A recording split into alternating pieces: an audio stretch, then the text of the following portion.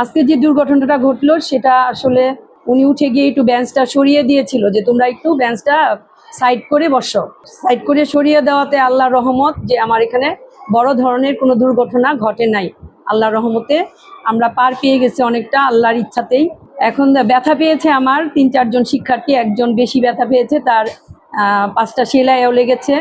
ওই ছেলেটা হইলে গিয়ে একটু চঞ্চল, তো একটু বেঞ্চটা একদম বেশি টেনে নিয়ে আসছে, বসছে।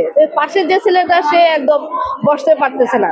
তো আমি ওইখানে যে 3জনকে তুলে বললাম যে তুমি বেঞ্চটা এরকম এক পাশে নিয়ে আসছো কেন, বেঞ্চটা চাপাইয়া তুমি বসো, সুন্দর করে বসো। ও এরকম ভাবে বসছে, বসার পর বললাম যে তুমি কিন্তু এখান থেকে নড়বা না, এইভাবেই বসবা, বেঞ্চ টেনে করবা না। তো আসার পরে আমি যখন আবার পাঠ শুরু করলাম তখনই আর কি একদম ফ্যানটা পড়লো। যদি ও ব্যাসটা একটু না সরাই দিত তাহলে ওর মাথায় হয়তো পড়তো। অত্যন্ত একটা মর্মান্তিক ঘটনা। একটা স্কুলের একটি ফ্যান পড়ে 4-5টা বাচ্চা আহত হয়। তো ভবনটি একটি ঝুঁকিপূর্ণ ভবন। এই ভবনে কি করে ক্লাস চলে আমার বোধগম্য নয়। তো আমার আবেদন থাকবে ঊর্ধ্বতন কর্তৃপক্ষের কাছে যে এই ভবনটিকে পরিত্যক্ত ভবন ঘোষণা করে দ্রুত এখানে একটি আধুনিক ভবন নির্মাণের জন্য, যাতে ভবিষ্যতে এই ধরনের দুর্ঘটনা না ঘটে।